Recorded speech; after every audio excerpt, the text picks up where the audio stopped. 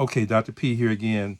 And this is part 2 of the video that I talked about. I'm going to use this dynamometer, and I'm going to check out the pounds per square inch of your grip. You just basically hold this and squeeze as hard as you can. Okay, and you'll see, you saw the needle go up.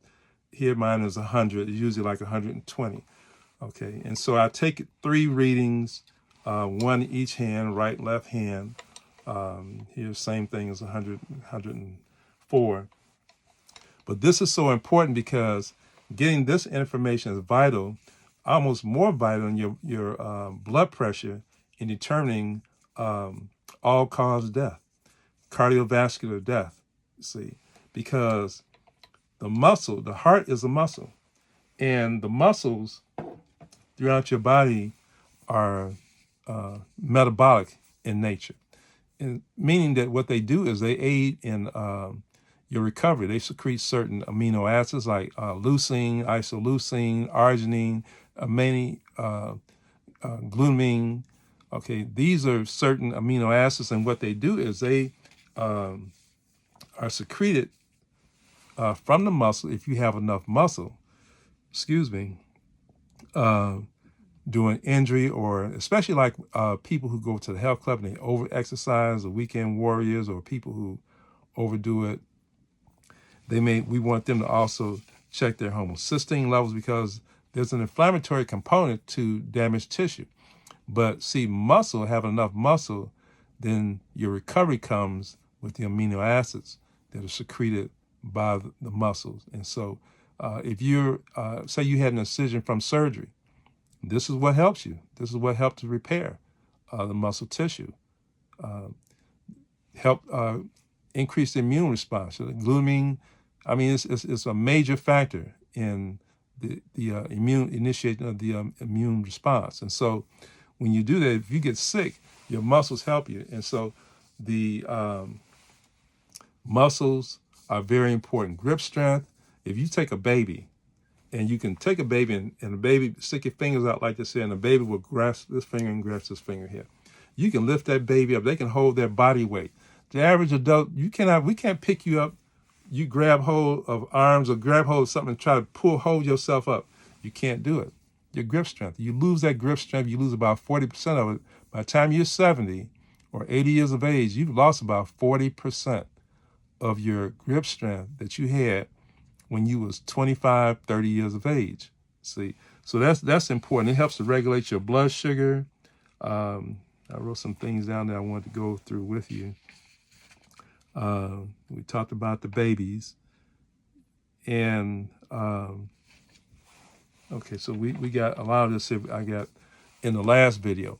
So the whole purpose, increase the immune strength, the muscle strength, so you can initiate the release of these amino acids. It's going to actually help you with diabetes. See, so you want the repair process. You want to reduce inflammation.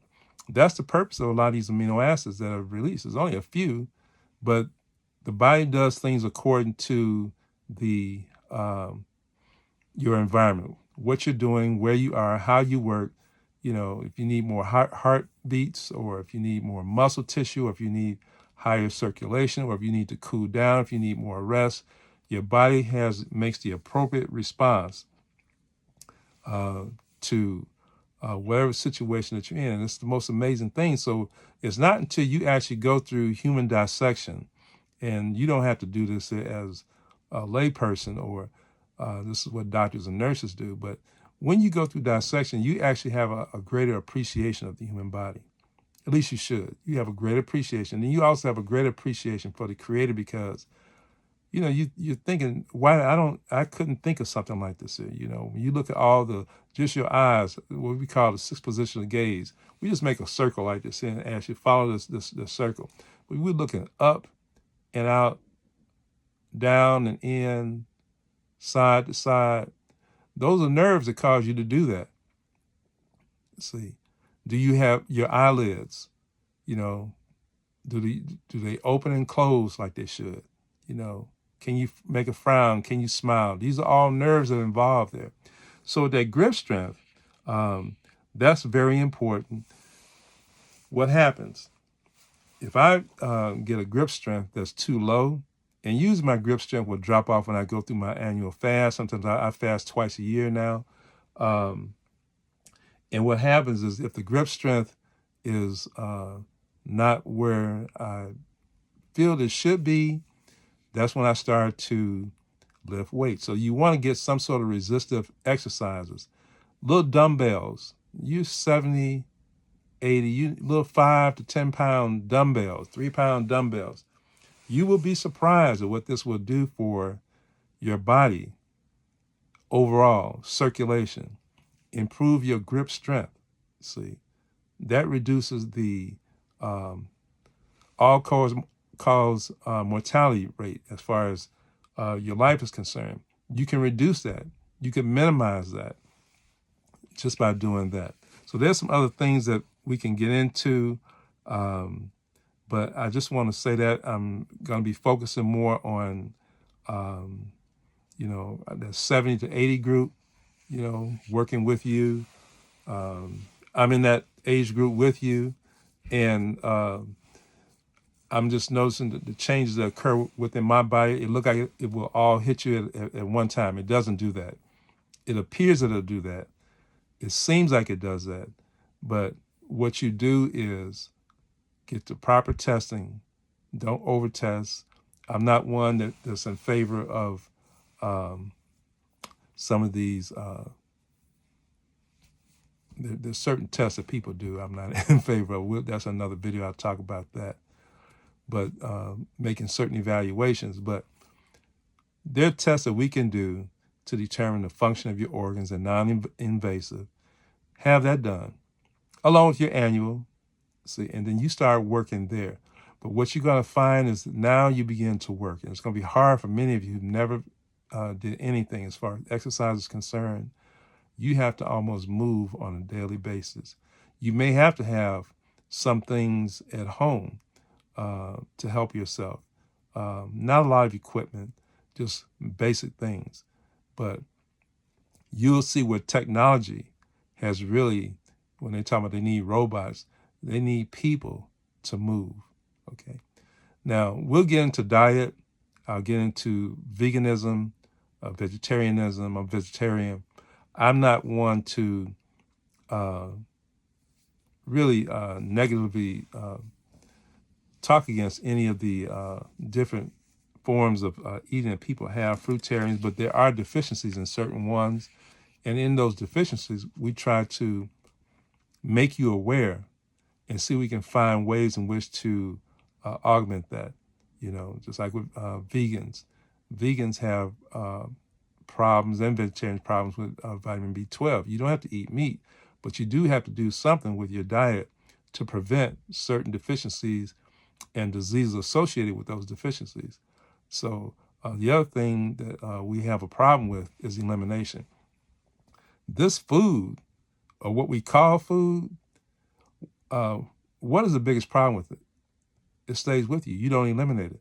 So there's more time for this food to have an effect on your body because it's sitting there too long. There's no hydration. It's dehydrated.